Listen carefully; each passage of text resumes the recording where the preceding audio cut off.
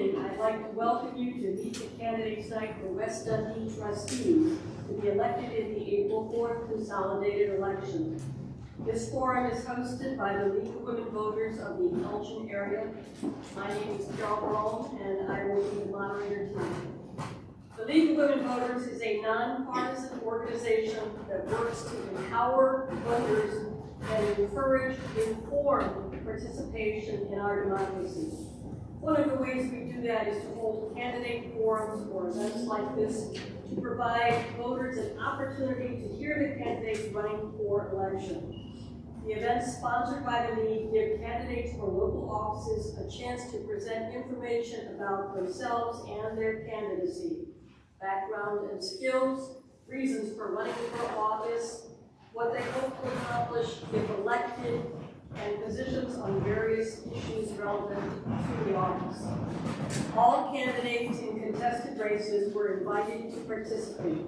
Each one was given the opportunity to fill out a candidate questionnaire on our website, and their written responses can be found by clicking on their name in the voter guide at lwdelginarea.org. The format for this evening will be different from past candidate forums. The candidates will have 3 minutes to introduce themselves. Then, instead of specific questions from the moderator and the audience, each will have 2 minutes to give their views on several topics. Each candidate will have the option to speak on all of the topics or to skip one if he chooses. This evening, you'll have a chance to hear from the candidates for West Dundee Trustees for 3 4-year terms. Our timekeeper will show the candidates when they have 1 minute left, 30 seconds left, and when their time is up. We ask you, the audience members, to please silence all cell phones and to remain silent and seated during the forum. This forum will be recorded and posted to the LWDEA YouTube channel, where it will be available for viewing via links on our website, again, lwdelginarea.org, and our Facebook page. We also were given a QR code which will take you directly to our voter guide. Tonight, we're pleased to have all 6 candidates for 3 4-year seats on the West Dundee Board of Trustees: Katherine, Grimaldi, David Haas, Pamela, Pam, Carr, Hagerman, Mark Johnson, Thomas Price, and Andrew Yuscka. So welcome to all of our candidates, and thank you for agreeing to participate. Ms. Grimaldi, we will begin with your 3-minute introduction. All right, thank you. So, first of all, my name is Katherine Grimaldi. Second of all, I want to put forward my first official proposal, which is that we get these chairs restuffed as soon as possible. I'm really excited that all 6 candidates are here. I'm excited to see so many people in the audience. I think it's fantastic when we hear about voters being disengaged, that we've got this many people sitting in this small town for this position. No one's here for the glory, and I think it's pretty cool. I moved here 5 years ago, almost exactly.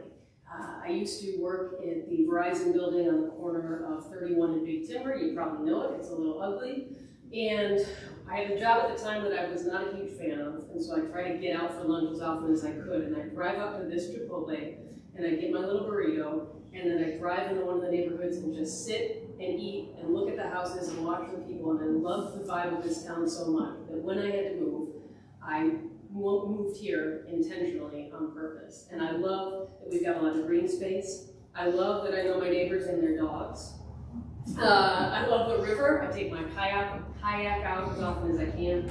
I love the small businesses in our downtown. I love the sense of community, and it's the first place I've ever lived that I really want to grow old in.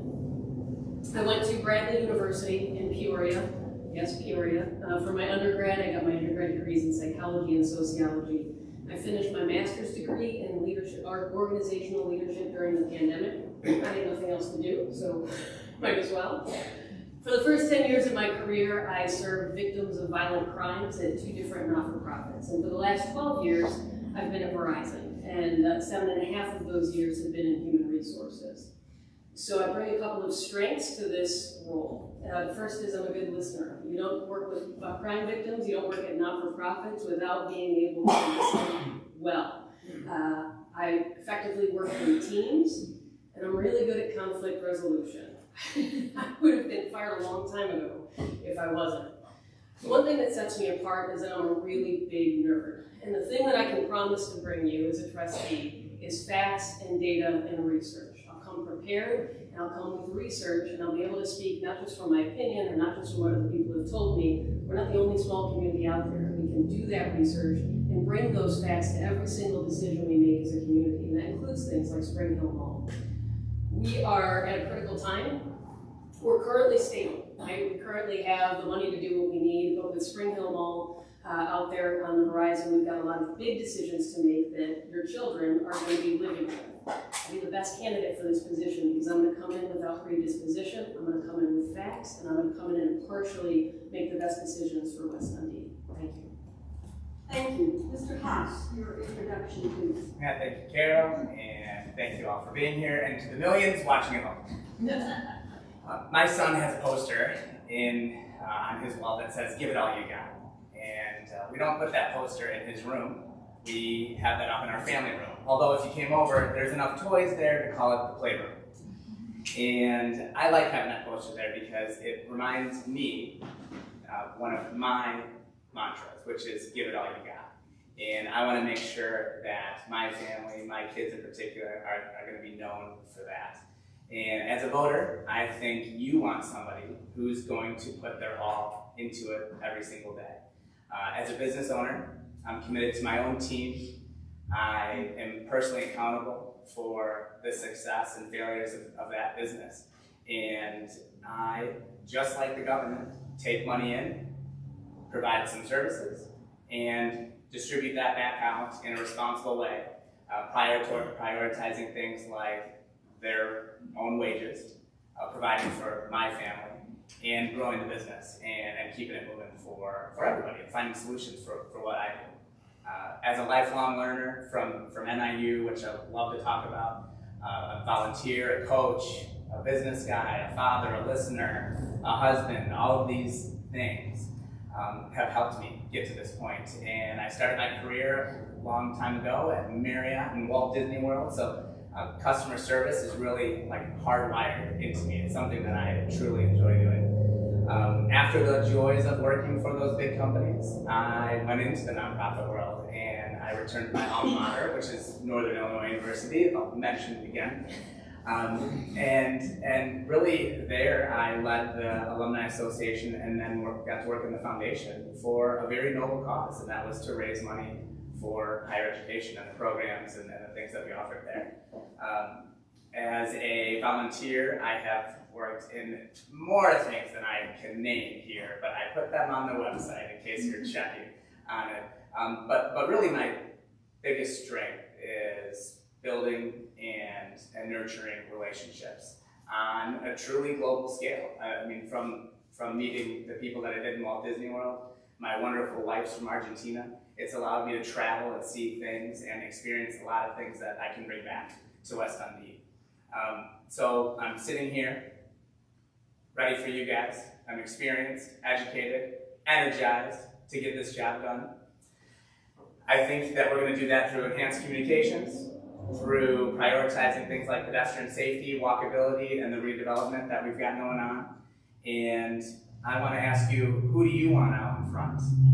I think you want somebody who's going to work tirelessly for you. And in my opinion, it has to be Haas. Thank you. Ms. Carr Hagerman. Can you hear me? Can you guys hear me? Can you hear her in the back? Okay. My name is Pam Carr Hagerman. It's kind of a long name on the ballot, so I'm going to use that. I've lived in West Dundee for 23 years, and here's the hard part. I don't like talking about myself, but last time I didn't, so I'm going to this time. My areas of expertise are corporate marketing and e-commerce management. I have a master's degree in marketing from Northwestern University. I've worked at a lot of different companies in a lot of different roles, but here's some of the highlights.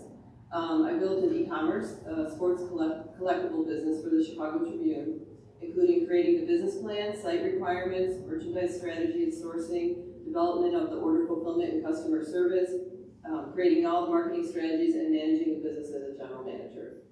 I led the development of a $26 million annual in-store catalog distribution business for Sears, and I managed $17 million in advertising budget for a $300 million catalog business.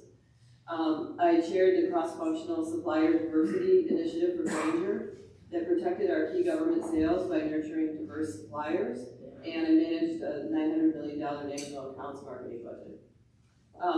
I managed the migration of smart camera and smart lock products to the direct-to-consumer channel for Chamberlain, resulting in 12 months of sales in 5 months. So they had to make up some sales due to my digital marketing campaigns.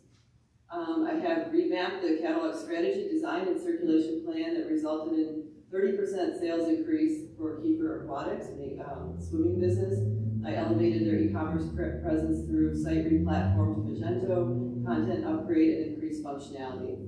I managed the implementation of the Oracle B2B e-commerce site and the PIM product information system for Zebra Technologies. And I also launched the Digital Plus, a digital news subscription product, and established a related email subscription program for Chicago Tribune that generated 40 to 70% open rates and won awards. So I have a reputation for being very scrappy, resourceful, and results-driven. I promise to apply these skills toward moving beyond the status quo in West Dundee and accomplishing major improvements.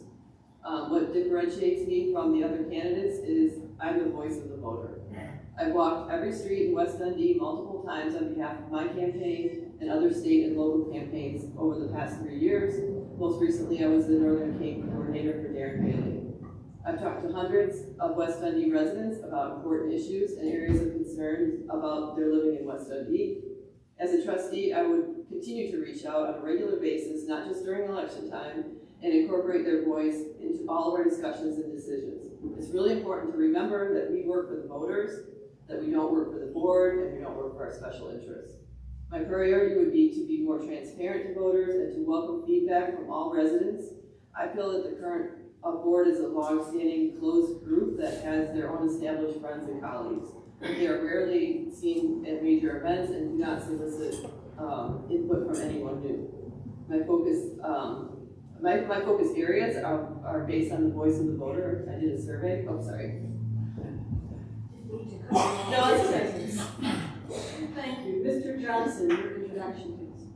First, thanks for holding this forum. We appreciate it to get our message out and to introduce us to the voters who may not know us. So I appreciate the time this evening. So my name is Mark Johnson. I have been part of this community for 32 years, where my wife and I bought a home over on First Street. I believe strongly in investing in the community. I put in personally over 100 hours plus every year giving back to this community. In 2015, for those that don't know, I won the Volunteer Service Award for West Dundee. In that year, I was selected by WGN Radio and TV and named as one of Chicago's very own. My journey in this community has really followed my children. So when I first came to the community, I was very, very active in the church, volunteering for, actually, my wife and I co-chaired Irish Fest, for those that remember Irish Fest. I was a baseball coach. I formed a Challenger program, which allows individuals with disabilities to play baseball for the kids. I had at my peak, I had 164 kids participating in that program, both players and buddies. So I believe in this community. I believe in all that this community offers. My day job, I am a senior director of pricing for a $2 billion media company. I look at multi-million-dollar deals every day. I do have an MBA in finance. So financials, numbers are my friend. And I think the type of candidate that I would be, or the type of board member that I would be providing some sort of financial scrutiny to the decisions that we make, putting in metrics to establish whether the investments that we make are profitable. So I'm really excited. This is my first time running, so I do believe I will provide a different perspective to the board.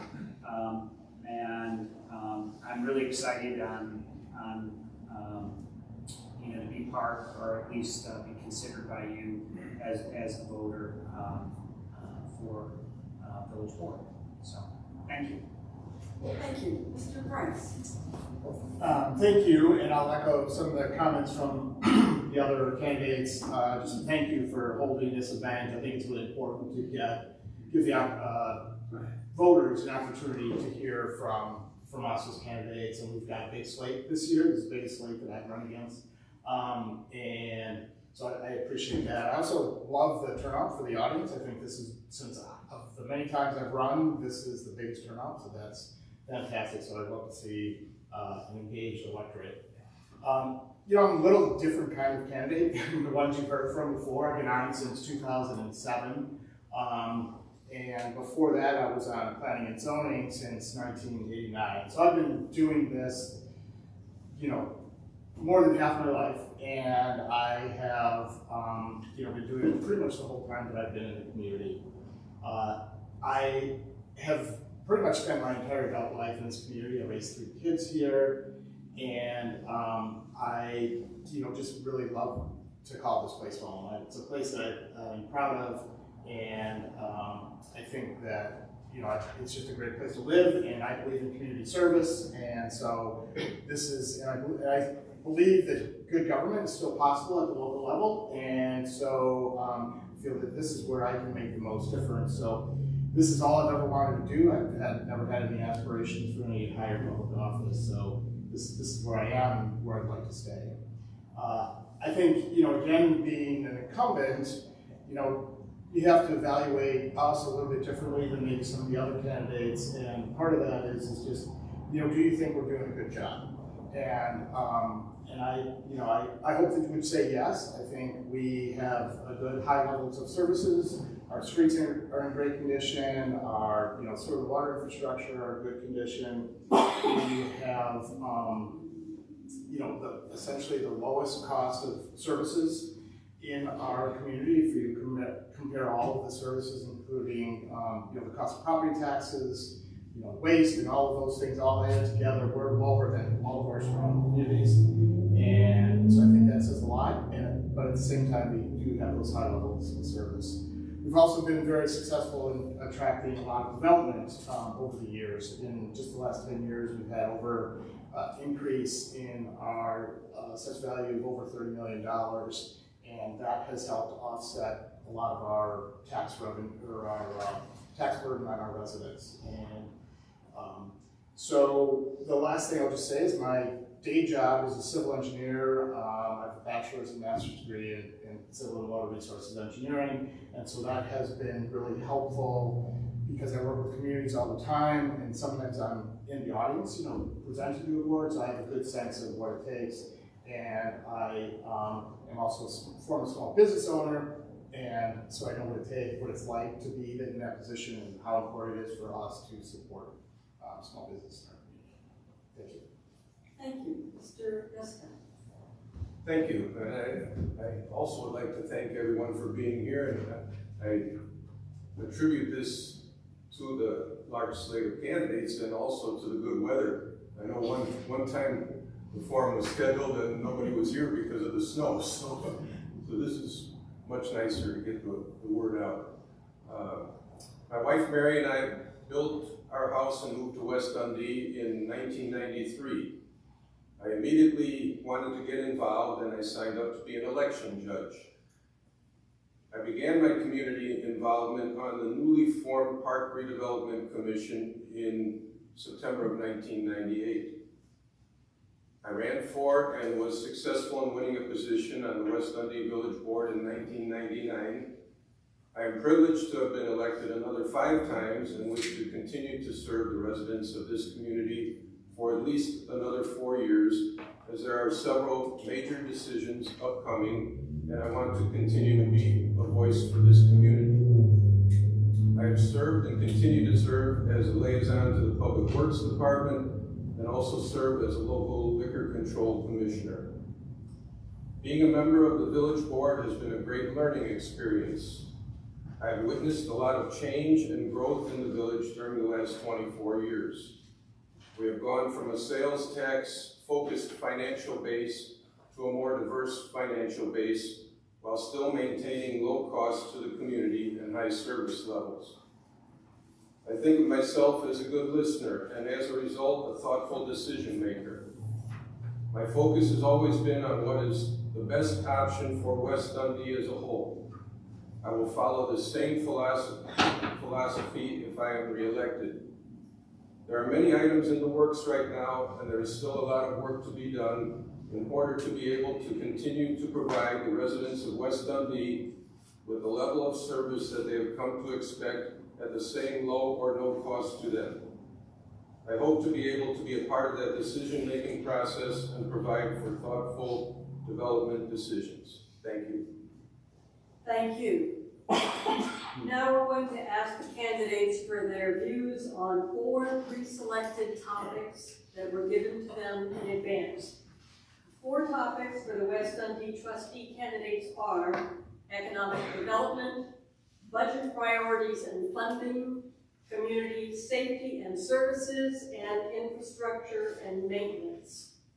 And we're going to begin with economic development, and Mr. Haas, you have 2 minutes to give us your views. Sure, thank you so much. Thanks. All right, well, I think from an economic development standpoint, I'm going to try to avoid talking about the mall, as I think that we have sort of outlaid some plans for that. But I do want to mention to I think the folks here and the folks listening at home that the TIF thing is not a scary thing, and that when used appropriately, it's probably the most powerful economic development tool that a municipality has to pull something off as big as the mall is. And you know, if you were to try to basically describe what we're doing as a town, is to lock in that low value, that EAV, and then work to invest and work on collecting the right businesses, multi-use space perhaps, to increase the property value, and that will help fund all these other things. What West Dundee has done extremely well is to work in real-time dollars. So we're not spending money that's predicted or money that we think we're going to have in the future. We're waiting for that money to come in and then prioritizing that spending. And I think that's a very important thing. But you have to grow that EAV, and the staff, particularly Tim Scott, is really eloquently laid out great plans for our village. And if you listen to this guy talk and explain some of the things that the team has been trying to do, you will feel really good about some of these things. We're not diverting money away from the schools. That's not really what it's about. And I think we could probably have a 1-hour seminar on a TIF and all come out of here with questions. But really, I love listening to Tim and enjoy what the staff is doing. And so from an economic development standpoint, seeing that big thing change is going to be good. But I've talked about the walkability, and the distance between, just say, Emmett's and Spring Hill is less than a mile. So let's work on connecting these dots. Thank you. Ms. Carr, Hagerman, what are your thoughts on economic development? Sure. I am not going to stray away from the mall because I'm basing all of my comments on the voice of the voter, and this is the most important issue. It's kind of the elephant in the room that keeps getting kicked down the road, etc. So, in my surveys, 57% of the West Dundee voters believe that the vacant storefronts and the future of Spring Hill Mall is still the most important issue facing our community. For a village our size, with 7,600 residents, we employ 6 staff members for $510,000 annually in the economic development department, which is considered a large budget by all the other village managers that I spoke to. Yet the voters still see a vacant mall, vacant storefronts, and they don't believe the money is being spent well. Spring Hill Mall, this week I did speak to the economic development, Tim Scott, director, get a better understanding of how they work and any current efforts in the pipeline. And these are the kind of highlights of the discussion. There is ongoing efforts with existing business chain owners on a regular basis. The mall is comprised of a few owners, so it is a little bit complex. When approaching businesses about Spring Hill Mall, they have this generic mixed-use template designed for potential companies, but there's no real big ideas in it. And he did not deny what I mentioned last time, that they could have purchased the mall last year. It was kind of gray area. So my conclusions or recommendations with regards to the mall is the only way to really move forward from this kind of multi-year stalemate that the voters are seeing is to buy the mall for control, to control the negotiations, develop a big idea or a destination for the property versus just a mixed use, which is kind of a generic statement, which is kind of what's said to all developers around the country from all the dying malls, so we don't really stand out. And some big ideas that people have said to me, I'm not saying any of these are correct, but just voters have told me, make it like Navy Pier, it's the #1 Illinois tourist destination, make it into a film studio, an entertainment venue, or something else called the Urban Area Adventure Park, just something, a big idea. Thank you. Mr. Johnson, give us your views on economic development. I think, I think economic development starts with small businesses and attracting the right small businesses to our community. When I look around West Dundee and I look at some of the storefronts within the downtown here, what I see is that there's some opportunity to do better as a community, to invest in some of the downtown storefronts. I would start, I think the priority should be the downtown as well as the mall.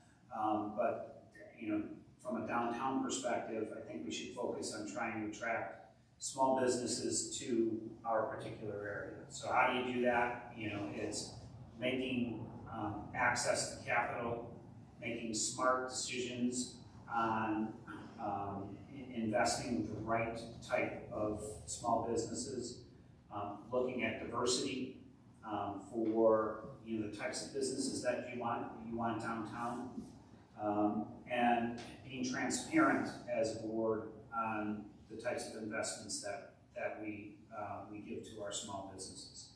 In terms of TIF funds are good if they're used properly. I think that we have a plan for West Dundee to use them and use those for the right types of investments. This is about getting, you talk about how we love this town. It's about getting small businesses to love the town just like we do. So. Thank you. Mr. Price, what are your views on economic development? Sure, thank you. I guess I agree with all of the rest of them in terms of being high priorities. Spring Hill Mall is obviously, the big elephant in the room. It's a thing that everybody's talking about, and so I did want to address that, although I want to make it clear that is not our only priority. So first of all, we developed a vision plan a few years ago to articulate our vision for the mall, for potential future developers and such, and to start to really help us decide what we want for the mall. We have a consultant right now that is evaluating the economics. So what would it take to bring the infrastructure up to snuff? What is the market out there for different styles of development? And what is the cost of the property, and what is that gap? And that gap is essential to understanding, how we're going to be able to attract developers if the cost of the improvements exceeds what their return on investment. It's just not going to work. So we're very focused on making sure that will work. We're also coordinating with the village of Carpentersville, have a portion of the malls in Carpentersville, and developers have told us that could be a major stumbling block unless we're all on the same page, so we're talking to them. And then we've created the TIF district, which was talked about before. One clarification on the TIF, one of the things that often TIFs get a bad knock on is what it does to the schools.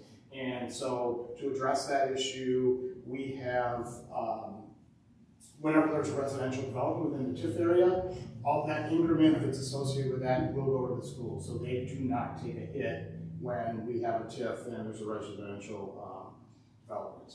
Also, just downtown, exceptionally important. It's our identity for our community. Small business is essential. And we've done a lot to invest in the businesses and the buildings downtown to make sure that persists and we keep our storefronts full in quality developments.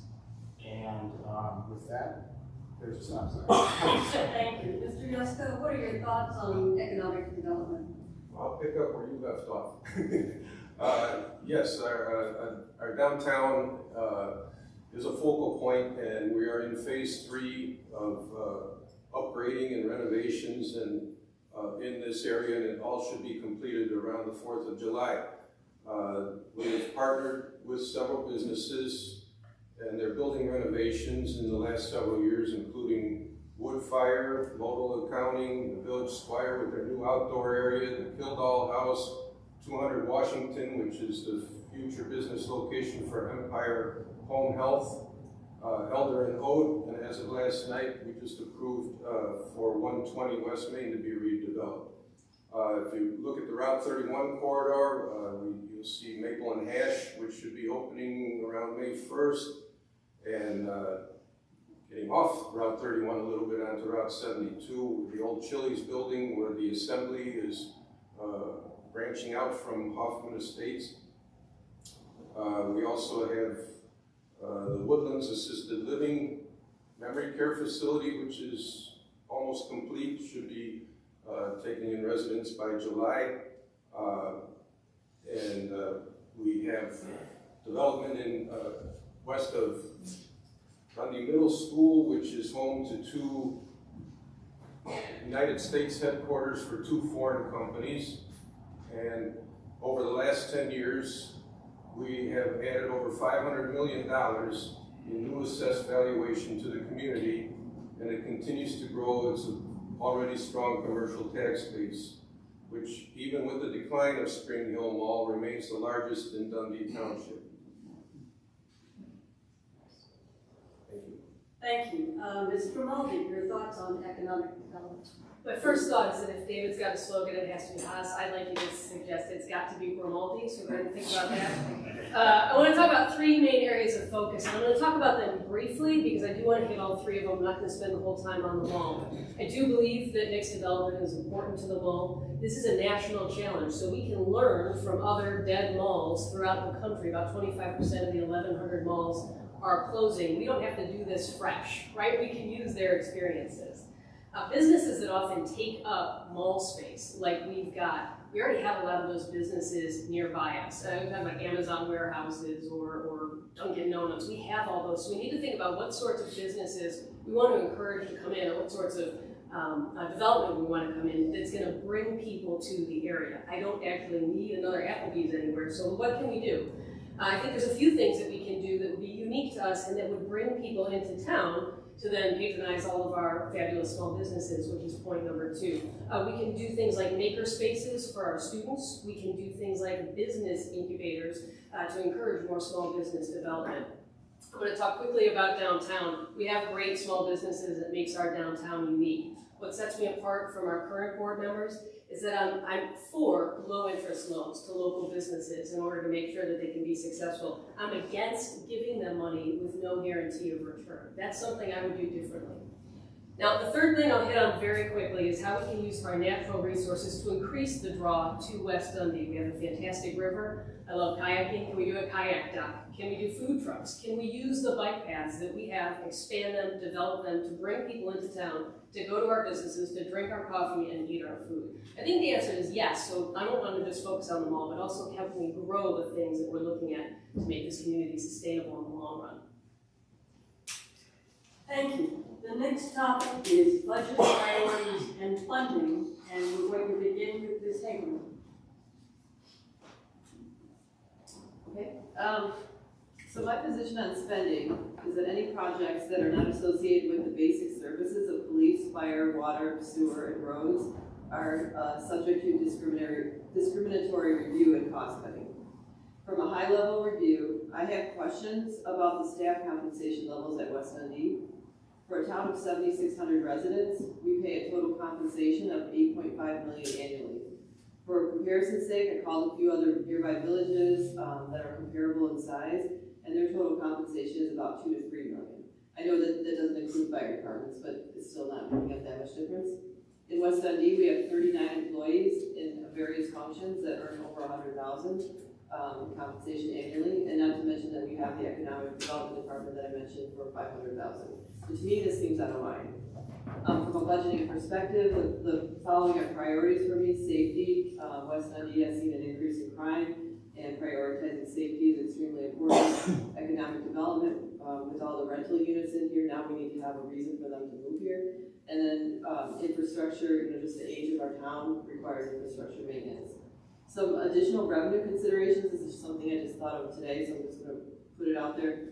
The increase in rental units in West Dundee presents an opportunity for an incremental sales tax revenue. West Dundee should investigate and assess the implementation of a rental tax in the following areas: apartments, home rentals, truck and car rental, and rental space at U-Haul. Homeowners should not be required to cover up the full burden of the infrastructure usage.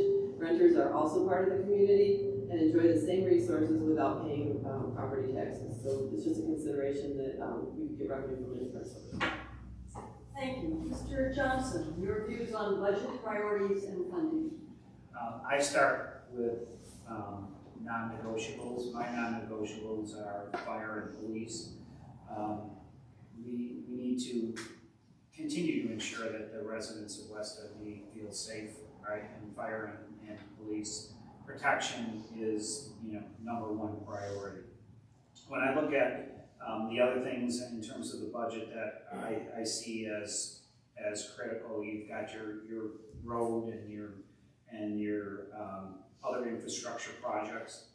I view, and when I manage my budgets, and I've always been taught, if they're non-essential type services, you prioritize projects and you prioritize your budget based on the return and the return on investment or some type of metric that and I think that's what the voters expect. So if I'm going to take one of your dollars and invest it in a project for West Dundee, those voters should see the results of that, either through some sort of return or some sort of benefit to the end user voter.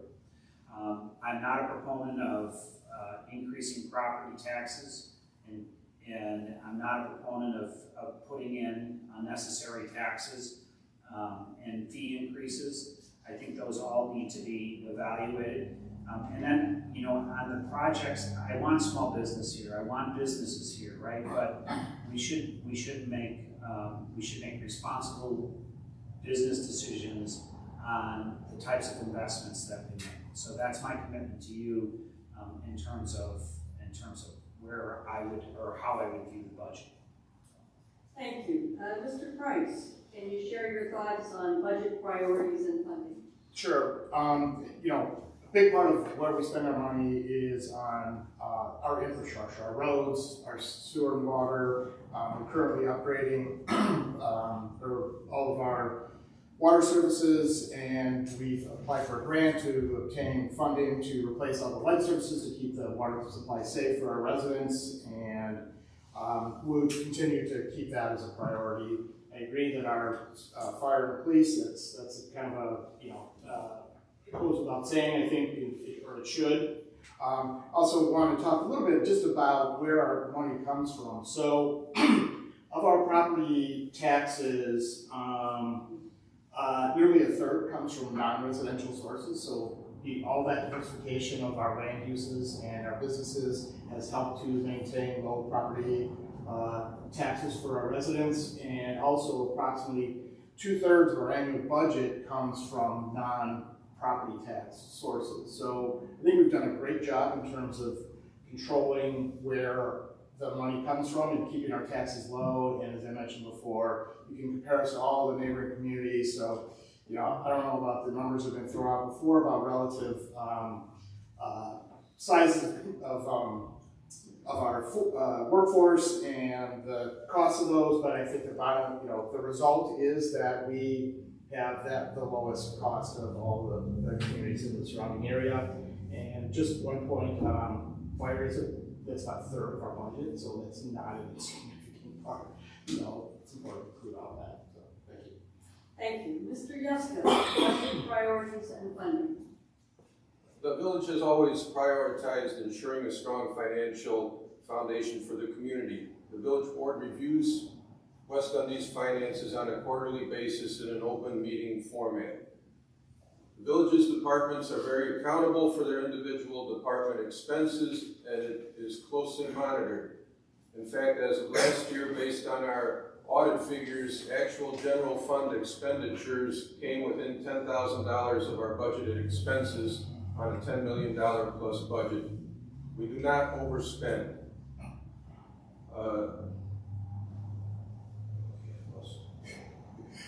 Additionally, we have done a very good job of transitioning away from the very sales tax intensive budgets of 10 years ago into a very diversified funding of our municipal government, all while continuing to maintain one of the lower municipal costs per home in the area and still providing high levels of services.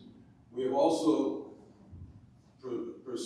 pursued grant funding in many instances to help defray costs. We received $10 million for the Huntley Road project, a $2 million grant for the Sleepy Hollow Road project, which will be completed in 2024. We will resubmit a grant application for First Street this year.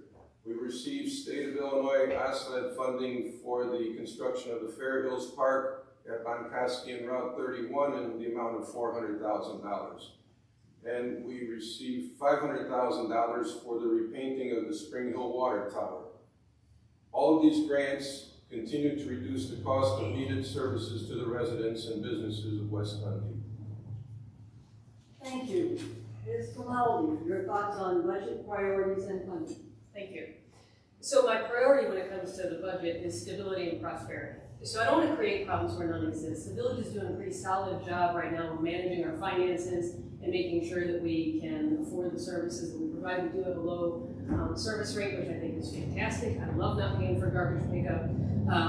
But I do want to make sure that we keep it that way and that we remain stable. So although I would be open to any conversation about any expenditure, I think it's really important that we not, say for example, target village employees just because that's an easy target, right? We're talking about the cost of that, but many of us reached out to village employees to get information so that we could run our campaigns. I think it's important to acknowledge that and evaluate on a case-by-case basis and not compare it to situations that may not actually be comparable.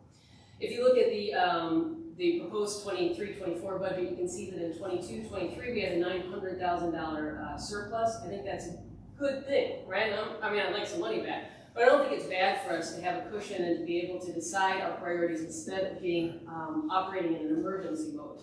I would avoid raising taxes or fees whenever possible. I like to keep my money in my pocket, but I also want to make sure that we are focusing on some of the stuff. I know we'll get into some of the other questions on our roads, on our infrastructure, to make sure, again, that long-term we're stable and they're not slashing and burning just for the sake of being able to say we're slashing and burning.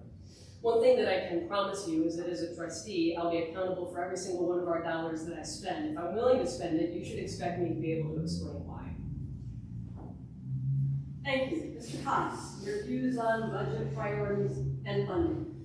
Yeah, thank you so much. I'd like to start talking specifically, I think, about some of the things I observed, particularly last night. So last night there were this many people in the room for the board meeting, which was the most well-attended board meeting since I've been coming, since being a candidate. So I've been to every meeting since January.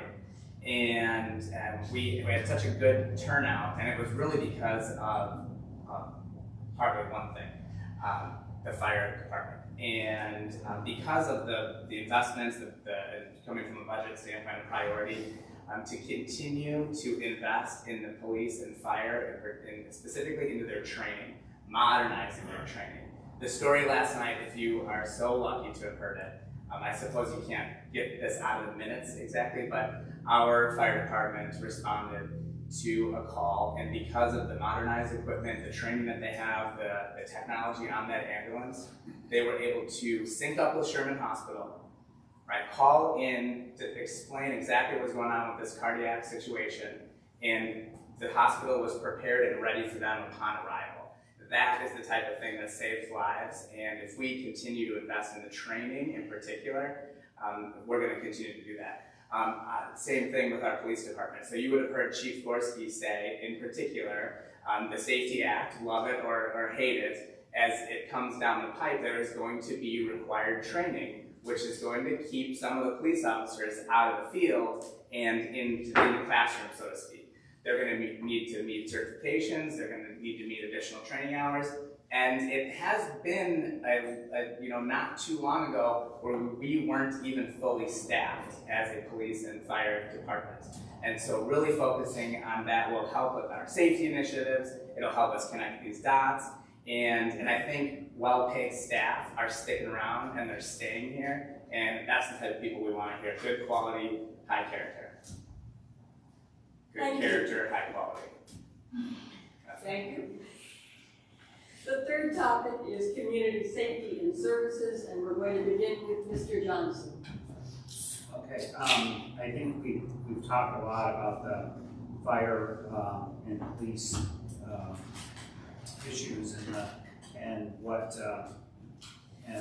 need to continue to invest in those services. I do say that, from a community perspective, I do feel safe in this community. I think that both fire and police do a wonderful job in keeping us safe in the community. That said, can we do better? I think, we always have to be continually look at opportunities where we can get better. For example, if the police are experiencing crime in a particular area and it requires investment, I think that's a board responsibility to look at those issues. In terms of other issues that we've got, I do think the issue of speed cameras and safety in the downtown area. It is an issue that has been raised to me, how fast people go down the street. I'm open. I think that you may need to put some speed cameras or something in there. Now I realize that that's a double-edged sword for many, but if you're a resident, you want to feel safe walking down in our downtown. If we want to make that a vibrant place and a gathering place, people need to feel safe in the downtown area. Okay, that's it. Thank you. Mr. Price, Community Safety and Services. Sure.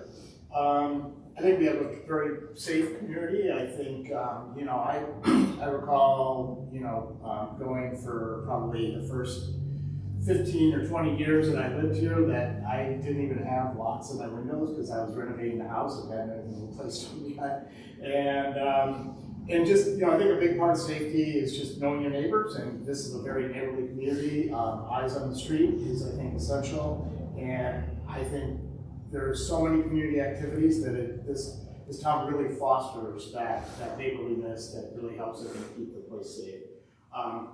I would agree that the traffic is an issue. We've got 2 state highways going through our community, and so speeding and traffic are an issue. We're working on leading pedestrian indicators for our traffic lights in the downtown here to make it more pedestrian friendly to the downtown. I happen to live on the other side of Main Street, and I walk to board meetings every day, and the longest part of my commute is getting across Route 72. So I think that's essential. From the services perspective, I like to think we provide a high level of services. We get free garbage collection, as was referenced. We provide a lot of community events like Heritage Fest and Dickens and Dundee, and a lot of those things that really, I think, make this a great hometown. And those things are part of the services we provide. Our snow plows and all of that do a great job. And so my priority is to make sure we maintain those high level of services. Thank you. Thank you. Mr. Yuscka, Community Safety and Services. Over the last several years as a village board, we've been able to address some of the priorities from both our police and fire departments to continue and improve public safety within the community. Just recently, we increased the number of sworn officers in the police department to 21. We have also increased staffing in our fire stations beginning this year at both of our public safety centers, which gives us the ability to respond with whatever piece of apparatus is necessary, either an engine or an ambulance from either station, depending on the type of call that comes in. This gives us a lot more flexibility and improved response time when time is of the essence. We have also continued to improve police officers and community safety by securing body cameras 3 years ago for all of our officers.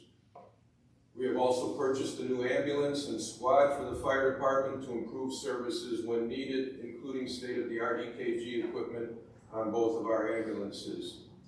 One of the principal concerns that we hear at the board level are concerns over speeding within the residential areas and pedestrian safety in our downtown.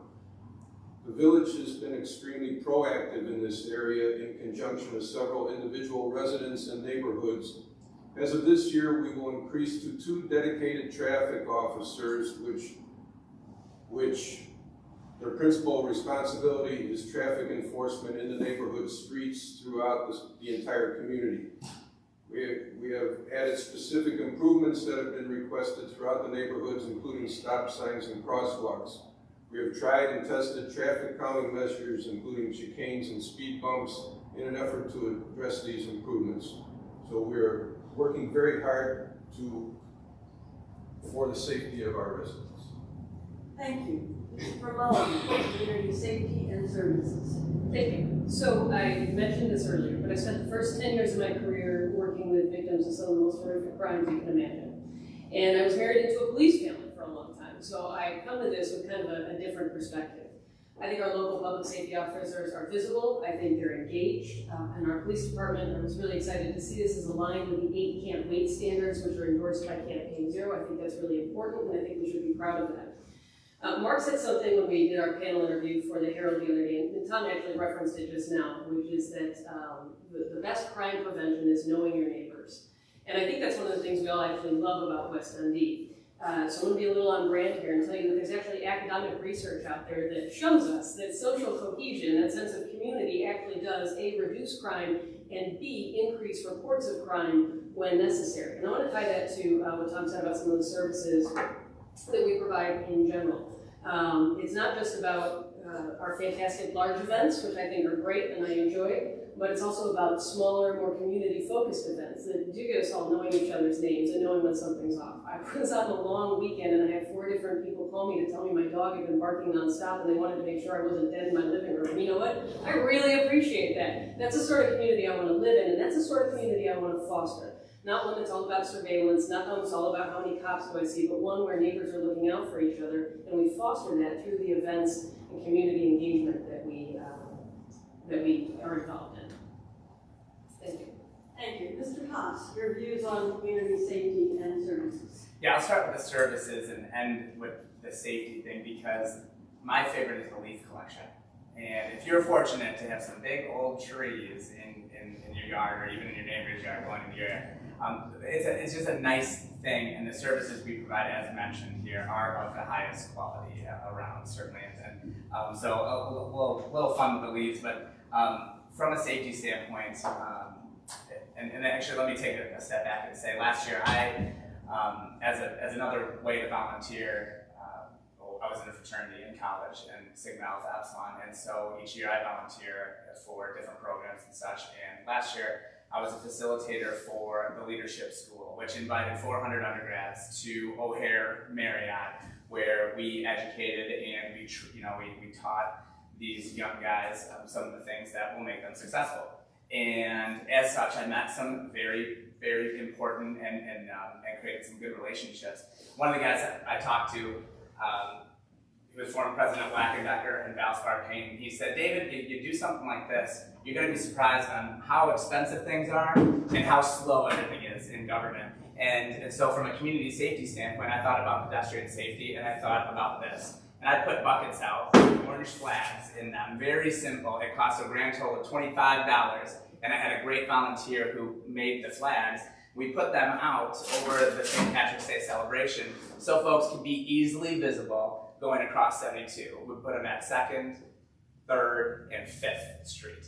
And I got great feedback from the folks around town. I got folks asking me to make these permanent. Unfortunately, I think I got hijacked them, which is okay. It was still money well spent. But this is the type of easy thing that we can make permanent for very low cost. And we do need stoplights, of course, and we need flashy yellow lights. But look at the budget and see where we want to put our money. We can do something like this, which costs $25, and make the place better. Thanks. Thank you. Ms. Hagerman, your thoughts on community safety and services? Well, they're actually the voters' thoughts, because again, I sourced what people are concerned about. But people are concerned that over the past few years, they're experiencing an uptick in crime, including murders, robberies, car break-ins, and actually drag racing and some graffiti. So while I was out canvassing, I learned of a home break-in of a senior citizen in the Carrington Reserve subdivision behind the firehouse. And the woman was targeted because she had a wheelchair ramp. And many weekends I hear, squealing tires and the revved up engines from drag racing and the drag circles that have moved up to West Dundee. And actually last night, it happened on my street, and a car was drag racing down Washington, took a turn on 5th Street, and the car flew into a tree in Grimaldi Park, and it was pretty serious. So it's happening. So to say it's not, it is. There's all types these are the types of crimes that you see in Chicago or Elgin, and people are just concerned that it's coming to our area because we're so close to I-90. And they're also concerned about the recent Safety Act. They're concerned that potentially hundreds of criminals are going to be released from Kane County and into Kane County. And so, this is all these things are happening before the implementation. So people are buying security systems, et cetera, and just looking for additional security measures for their own home. So I think the immediate solution is to reinstate the Neighborhood Watch program. It's something that was disbanded due to resource constraints and lack of public interest in the past. We can augment it with a police force, but also have a digital network for identifying suspicious activity and reporting crimes in real time. And it's a type of digital watch program that already exists in neighboring communities, Hampshire, for example. So, and I also spoke to the police, and they said that right now they're focusing on sending people to the non-emergency number for suspicious activity, but people feel uncomfortable calling that because it might be, their neighbor who was locked out and they're crawling through a window, and then they find out, 2 days later that they were robbed. So it's just to have that organized neighborhood watch program and make it digital to be inexpensive and a modern version of it. Thank you. The fourth and final topic will be infrastructure and maintenance, and Mr. Price, will let you go first. Great, thank you. I just want a point of clarification on the Neighborhood Watch program. So we did have a Neighborhood Watch program that was that our police supported and such. It disbanded out of lack of interest and not out of lack of support. So the village was all in for keeping it going as long as the residents wanted it to, but the residential people were just stopped participating, and so it went away on its own. But there's nothing stopping you from starting out with it if you think there's a need for it. Yeah, I'm just saying it's a digital version. So back to infrastructure and maintenance. Infrastructure and maintenance, not always real sexy. A lot of our infrastructure is underground, and so, but it does cost a lot of money to maintain, and a lot of our budget does go towards maintenance. It's always cheaper to maintain your infrastructure in good condition than it is to replace it. So our focus has always been on targeting streets and such to keep them in a good, high quality so that they don't deteriorate to the point where we have to replace them. So that has been pretty much our our strategy throughout the history of the community. We also right now is getting a lot of news is the lead services for all of the water pipes. I mentioned this before, and that is a major issue in many communities. And we have an older community here, and there's a lot of lead services. And so we have applied for a grant to help pay for that. And so eventually we will be replacing those lead services. And so clean water to keep our public safe is important. Clean water to keep the Fox River healthy is also important. So very much focusing on reducing infiltration inflow to our sanitary sewers so they don't overflow and send raw sewage to the Fox. And so that's been an ongoing program. And thank you for the opportunity. Thank you. Mr. Yuscka, your views on infrastructure and maintenance. I believe that we should continue to focus our efforts on the village's street infrastructure programs, as these are directly correlated to maintaining home values within the community. Keeping the streets, sidewalks, and curbs in good repair in front of the homes is one of the best ways to ensure and maintain property values for our residents' principal investment in their homes. Over the last several years, the village has specifically allocated and committed monies towards this capital program and increased that amount from $850,000 to $1,250,000 this year. The village has done the same to the water and sewer system and increased our capital commitment to these improvements to just over $1 million for this year. This is, as Tom pointed out, this is critical in terms of maintaining and ensuring that the public water supply remains safe and reliable for the community. And also, I'd like this, we are seeking grant funding for the lead service line replacement, which again will affect mostly the older part of the community over the next several years. And we've also, we're doing a complete water meter replacement program. We have 2,200 new water meters over at Public Works, and they will begin installing them in the homes and replacing all the old water meters.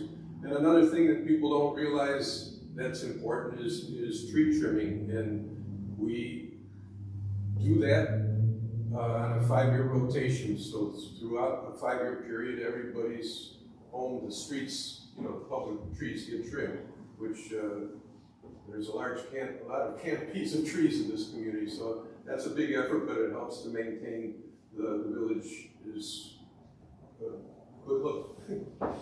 Ms. Grimaldi, infrastructure and maintenance. I very respectfully disagree with you, Tom. I think infrastructure is sexy. And I don't think we should hide that line under a bushel. I actually think it's really important, and I'm going to agree with Tom. I think it's really important that we keep things running in good repair and kind of tie back to an earlier answer and then try to operate in crisis mode. So the 23-24 proposed budget has some goals and initiatives around being strategic around repair. I broke the desk here, sorry. You can bill me for it. Around strategic repairs, strategic maintenance to the village. Again, the pipes, the roads, those are all incredibly important, and I think we need to keep our focus on that. Road maintenance is not glamorous, but as someone who lives on First Street, I'm pretty excited for it to get to me. If you want to get out your bingo card, I do want to bring up Spring Hill Mall, because all of that infrastructure is from the 80s. So whether we buy it, and I don't know that that's the best plan, or we sell it, we do need to have an eye on that infrastructure and how it connects to the city services. I want to tie back a little bit. We've already proposed, it's already proposed to have wayfinding signs and things like that for the downtown area to direct people to local businesses and things like that. But I'd like to add to that we can, again, as I said earlier, take advantage of our natural resources and grow that as a source of people coming into the community and spending their money here. There's only so many cups of coffee I can buy, and I do buy a lot of them. We can work on connecting the bike paths. We can work on kayak or canoe launches and docks. We talk about like fishing line disposal, right? Additional garbage cans. We need to focus on the health of the Fox River, again, in order to be able to expand some of the things that we're already doing in town. So it is sexy and it's fun, and as your trustee, I would believe that every day. Thank you. Mr. Haas, infrastructure and maintenance. Yeah, I'm gonna hammer the lead service line point home again and remind, so in addition to the grant, but just to continue to be working to leverage federal dollars and work that into the public works. We could also use, as you said there, we can use the TIF money to invest in demolition of the mall and working on an infrastructure. It is old, it is not gonna make it, it's a big deal. And most of the projects that you will seek federal funding for need to be shovel-ready projects. So we're going to work directly with Eric Babcock, our Director of Public Works, to make sure that we have shovel-ready projects in the queue so that when it's time to get the money, we're ready to pull that trigger. And that couldn't be probably, or that may be the most important piece of that, is to be ready for the money when you ask for it and show that we're invested into that program or into that infrastructure modification. That's what we have to do. And then of course we're working on streets as we talk about, and thanks for bringing home the trees, Andy, for my leaf collection. You trim the trees, I like it.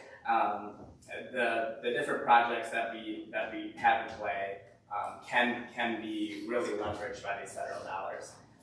And I would be, again, I'll just focus on working directly with the Public Works, who really are the experts on what we need to do.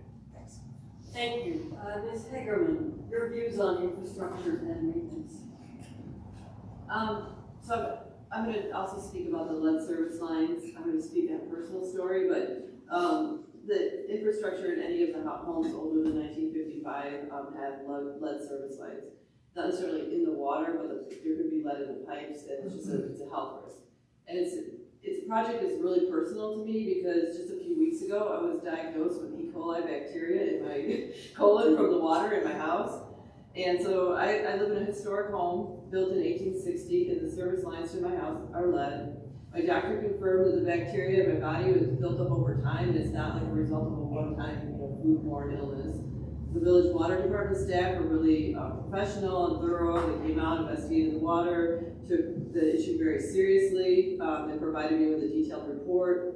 Conclusion being that the contamination was coming from the pipes or possibly a filter, but it wasn't necessarily in the water. But over time, the segments can build up. So I've since been treated for the E. coli, but I still have some residual digestive issues. And so it's not something that you can just wait for the budget. I mean, this is something seriously that affected me personally. So the City of Elgin is using those ARPA funds right now to provide clean water to their, so I don't think we should wait on it anymore. Another thing, something was mentioned about these safety things, and I just have to say something. I'm sorry, but this is something that, so the chicane and the speed bumps and those types of things were brought to the board many years ago, 15 years ago or so, when someone in our neighborhood was hit by a car. It was a very serious thing. But there's been a lot of improvements to 31, there's a median, and all the areas that used to be cut throughs and all that traffic don't exist anymore. And we thought it was a waste of money. We thought that the money should be put into an area that was better serviced by it. We were ignored by the board. We created a petition. We came to the meetings. We made videos standing in the middle of the street at 5 o'clock saying there is no traffic here. Why are we wasting thousands of dollars on this? So to say that some of those traffic safety improvements in the old town were necessary, they weren't, and the feedback from the actual people living in the area was not taken into consideration. So I just want that, again, voice of the voter is important.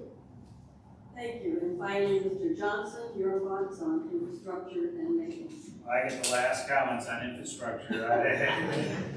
So I want to just echo a few things that folks have said. I think Tom said, maintaining good quality, investing in your infrastructure saves you in the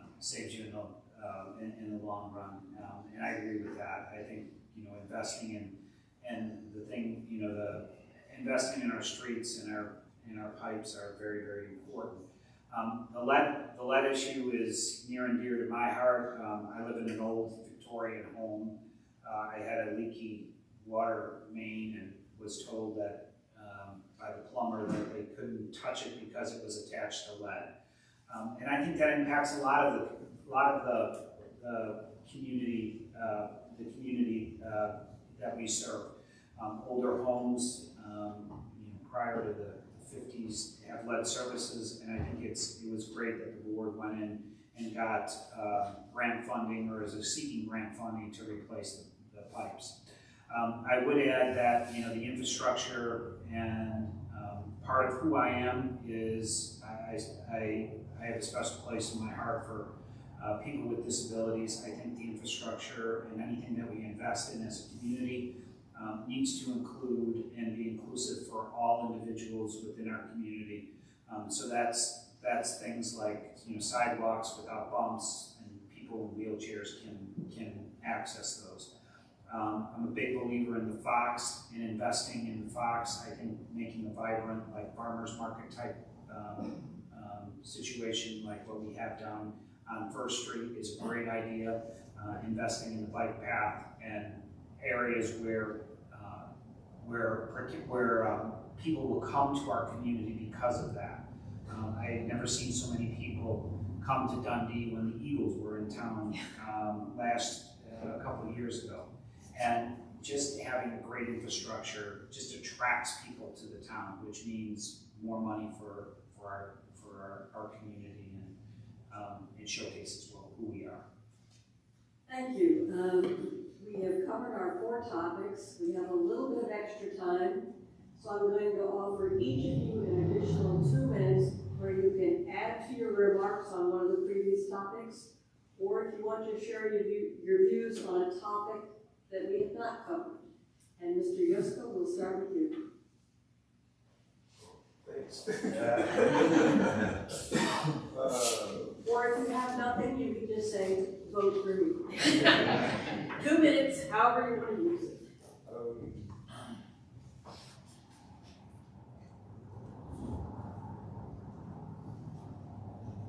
Okay.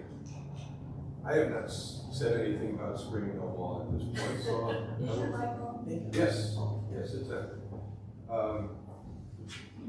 Obviously, the village has its work cut out in regard to the redevelopment of Spring Hill Mall, which was one of the principal reasons I am seeking another term. I want to be part of the decision-making in order to ensure and maintain the high development standards for Spring Hill Mall and its future.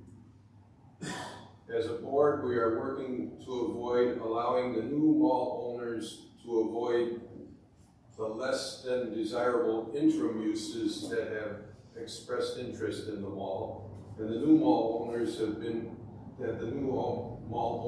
been attracting.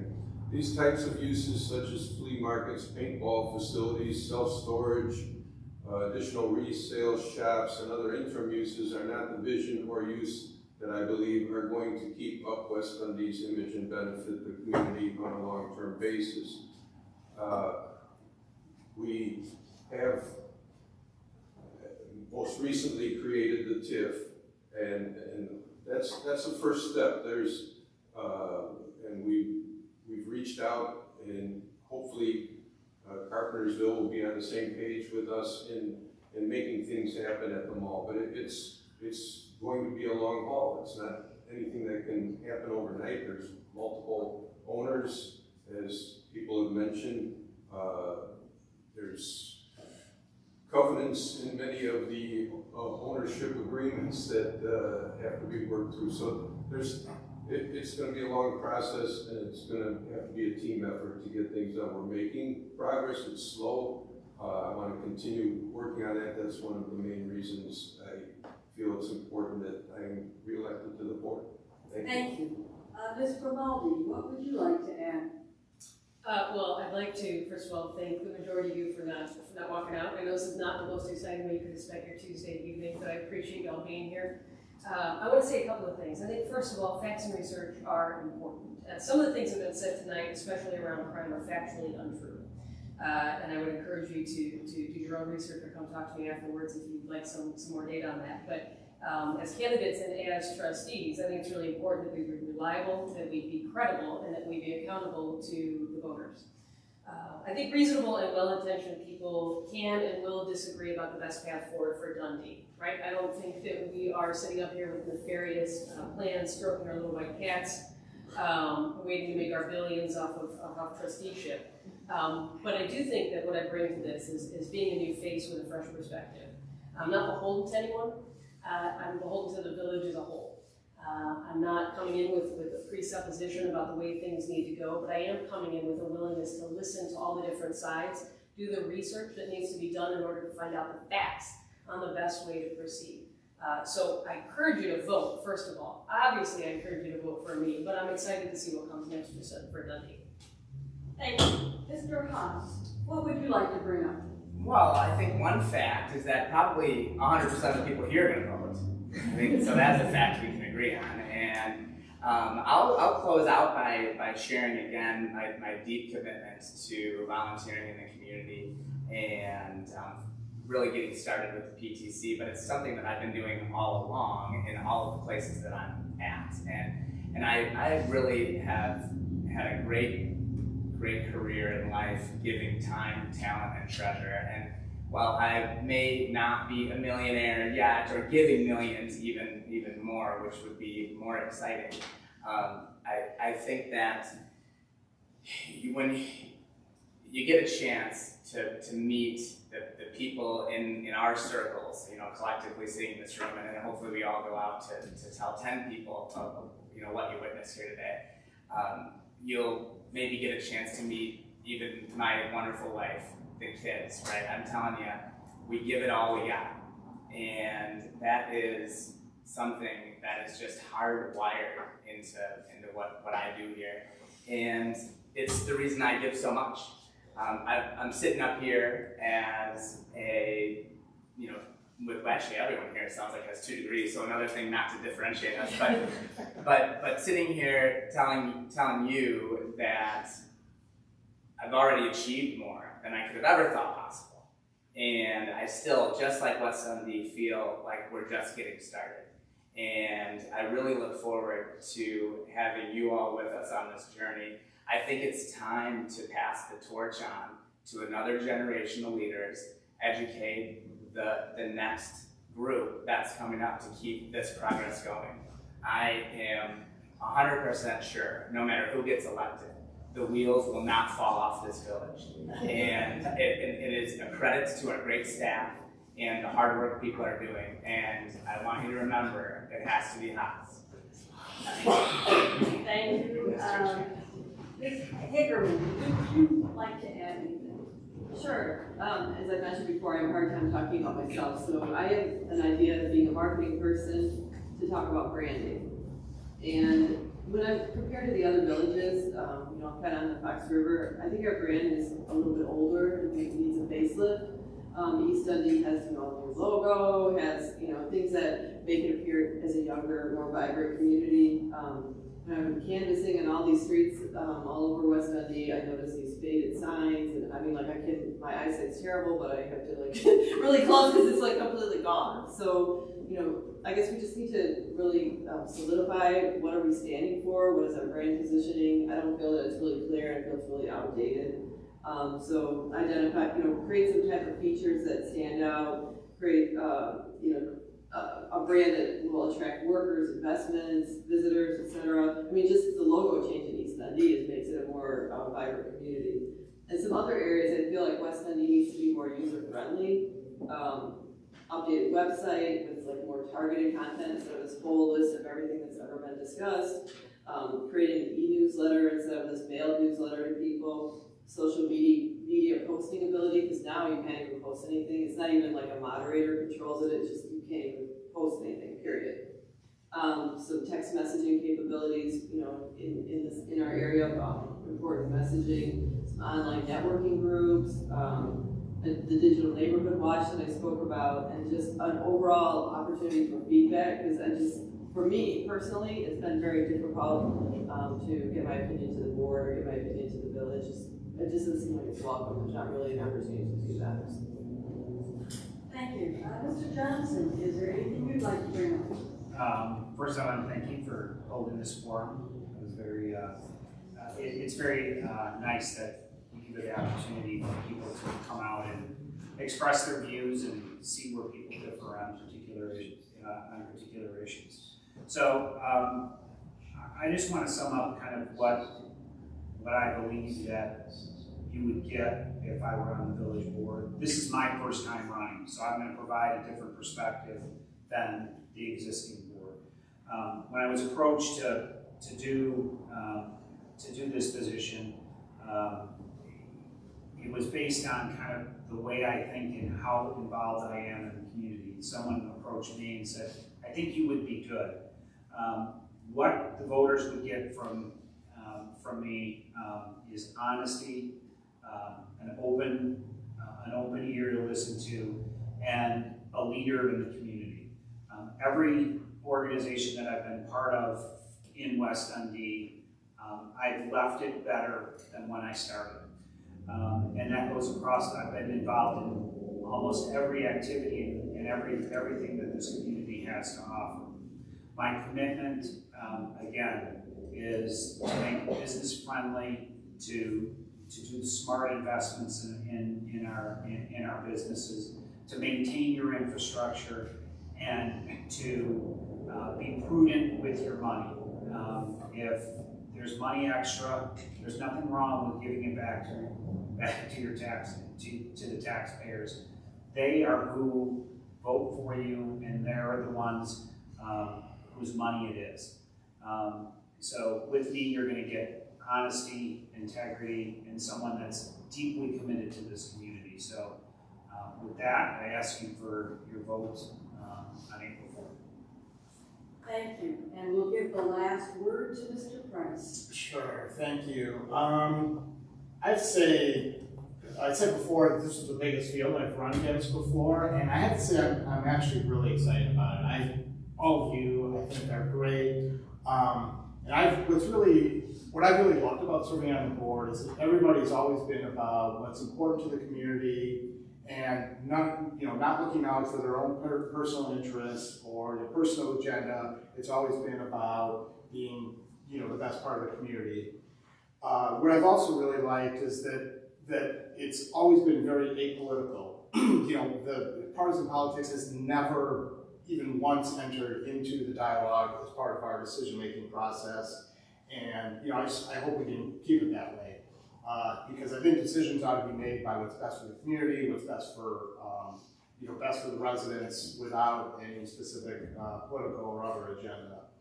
And